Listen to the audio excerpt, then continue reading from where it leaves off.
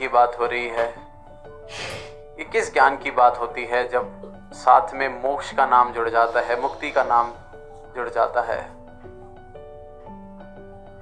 और पिछले कुछ घंटों से इसी ज्ञान का जिक्र, इसी मोक्ष का जिक्र सारे संत कर रहे थे, चाहे माध्यम कोई भी रहा हो, कविता का, स्पीच का, गीत का।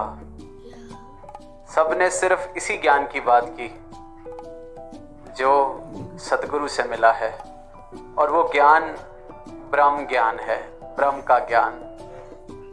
और फिर मोक्ष की क्या बात कि ये मोक्ष कोई कुछ सालों बाद जाके मिलना है, या ये जब जीवन यात्रा खत्म हो जाएगी तब मिलना है। अक्सर जब धर्म की बात की जाती है, मुक्ति की बात की जाती है, तो दुनिया यही सोचती है कि हाँ, रास्ता बेशक हमारा अलग है पर पहुंचना तो एक ही मंजिल पर है। अक्सर कभी किसी से कहो कि आप क्या धार्मिक हैं, किस तरह से आप भक्ति करते हैं, क्या आप जानते हैं आप भक्ति कर रहे हैं तो किसकी कर रहे हैं, तो ये बड़ा एक आम सा जवाब अक्सर सुनने को मिलता है कि हाँ, रास्ता बेशक अलग हो सकता है पर पहुंचते तो सब एक ही जगह हैं, पहुंचना तो सबने वहीं है। पर साथ संगत, जब सद्गुरु का ब्रह्म ज्ञान जीवन में बस जाता है, इस चित्त में बस जाता है, तो फिर पहुंचने की गुंजाइश नहीं, इंसान पहुंच जाता है।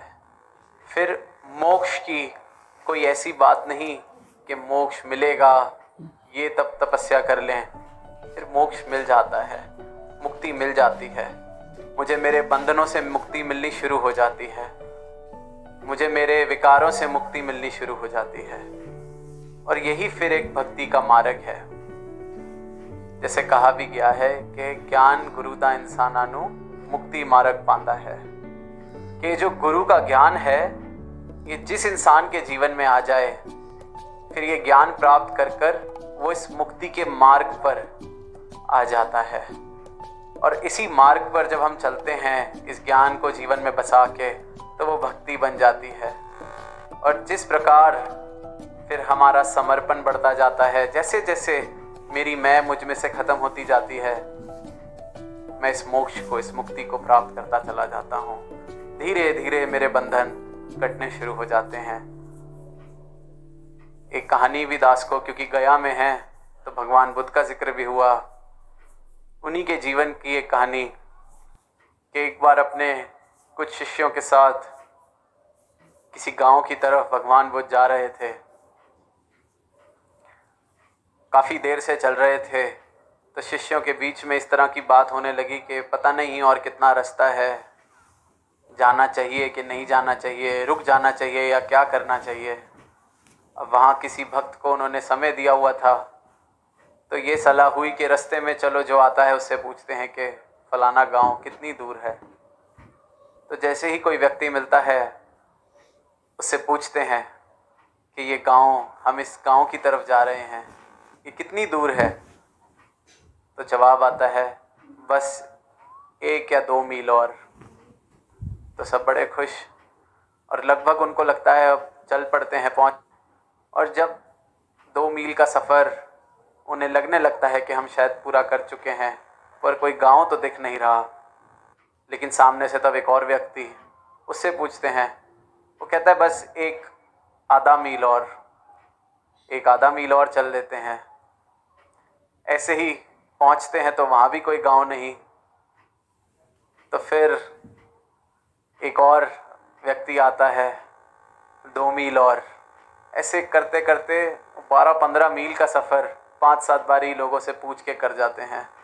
तो एक शिष्य थोड़ा क्रोधित होने लगता है और कहता है, लगता है ये सारा गांव झूठों का है, सारे झूठे बैठे हैं यहाँ पर, इस गांव में जाने का कोई फ़ायदा नहीं, कब से 2-2 मील करके हमें 15-20 मील चला दिया है इन्होंने। सामने से भगवान बुद्ध मुस्कुराकर जवाब देते हैं, कहते ये झूठों का नहीं, ये उनका गांव है जिनके दिल में हमारे लिए बहुत करुणा है। अगर पहले वाला ही बता देता कि 20-25 मील और चलना है, तो क्या हम चलते? हम सब यहीं बैठ जाते। उसने कहा बस 2 मील। तो उस सहारे से हम 2 मील चल पड़े। बहुत करुणा की उन्होंने हमारे ऊपर कि 1-1 मील करके 2-2 मील करके ये सफ़र तय करा दिया। आज जिसके पास रात गुजारनी थी वह पहुंच जाएंगे। और साथ संगत सदगुरु भी यही करते हैं। जैसे अक्सर एक बात कि मैले कपड़े अगर धोबी के पास आते हैं तो वो उसको धोता है, कोई साफ़ कपड़े अगर धोबी के पास लेके जाएंगे तो कहेगा कि उसकी ज़रूरत क्या है। और आज अगर कोई यहाँ पहली बार इस मिशन की आवाज़ सुन रहा है तो अक्सर ये सवाल भी आता है कि मैं तो इतना क्रोधी, इतना लालची, इतना लोभी, क्या मुझे भी ज्ञान मिल सकता है? क्या धर्म मेरे लिए भी है? क्या परमात्मा मुझे भी प्राप्त हो सकता है? तो ये सवाल अक्सर हमें इस ब्रह्म ज्ञान से दूर, क्योंकि ये मेरी ही सोच है, मुझे लगता है शायद मुझे कोई पुण्य आत्मा होना पड़ेगा, पहले बड़े पुण्य के काम करने पड़ेंगे, क्योंकि दुनिया में यही सुनते आए हैं कि परमात्मा तो सिर्फ उनको मिल सकता है जो पता नहीं कितनी तपस्या कर लें, कितना कुछ कर लें। वही 25-30 मील का रास्ता बता देते हैं तो इंसान डर के दूर ही बैठ जाता है कि क्या जाना, इस रास्ते पे हमारे से होगा ही नहीं, हम ये कर ही नहीं पाएंगे। इसलिए ये डर कि छोड़ो, इतना कुछ छोड़ना पड़ेगा, खुद को ख़त्म करना पड़ेगा परमात्मा को पाने के लिए, सर कटाना पड़ेगा, तो ये रास्ता शुरू ही नहीं कर पाते। पर जब सद्गुरु जीवन में आते हैं, वो ज्ञान जब ब्रह्म का देते हैं, फिर इस मार्ग पे हमें डाल देते हैं। सीधा ही मुझे पापी से महापुरुष का दर्जा मिल जाता है जब मैं इनके चरणों में आ जाता हूँ। फिर इनके जो ब्रह्मज्ञानी संत हैं, उनके प्यार के साथ, उनके साथ के साथ ये जो भक्ति का मार्ग है, मैं भी चलना इस पर शुरू करता हूँ। धीरे धीरे मेरा क्रोध, जो पहले क्रोध था, वो प्यार में बदलने लगता है। जो नफ़रत थी, मैं उससे भी मुक्त होने लगता हूँ। जो अज्ञानता थी, वो भी मेरी छूटने लगती है। वही जो भगवान बुद्ध ने कहा कि बड़ी करुणा, तो यही करुणा सद्गुरु और सद्गुरु के संतों में होती है कि धीरे धीरे, जिस तरह सद्गुरु माता जी अक्सर फरमाते हैं कि अपना सुधार, सेल्फ करेक्शन, अगर लग रहा है कि मैं कल से आज बेहतर हो गया हूँ तो कल और बेहतर होना है। ये इतनी सीढ़ियाँ हैं कि कभी पूरी नहीं चढ़ सकते। एक सीढ़ी चढ़ी, चलो अब एक और चढ़ेंगे। ये मार्ग है भक्ति का और ये मार्ग है भक्त का। तो ये जो करुणा लेके ये संत यहाँ आए हैं, ये जो समागम आज हो रहा है, तो इनके अंदर भी ये करुणा इस करुणा के सागर से आई है, सद्गुरु से आई है। और इनका बस एक ही प्रयास कि हर कोई अपने जीवन का कल्याण कर ले। और कल्याण करना कोई मुश्किल नहीं, चलना तो शुरू करें इस रास्ते पर।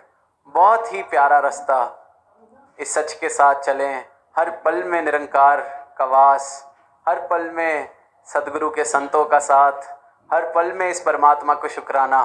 और कैसे फिर मेरा अहंकार कब कहाँ चला जाता है, मेरा इस संसार से मोह कब कहाँ चला जाता है, कब मैं इस परमात्मा के साथ परमात्मा हो जाता हूँ, ये करुणा सद्गुरु करते हैं।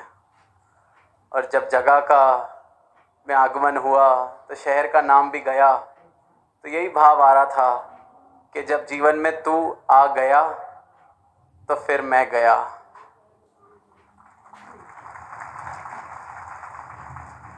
जब जीवन में परमात्मा आ गया तो ये अंधकार गया।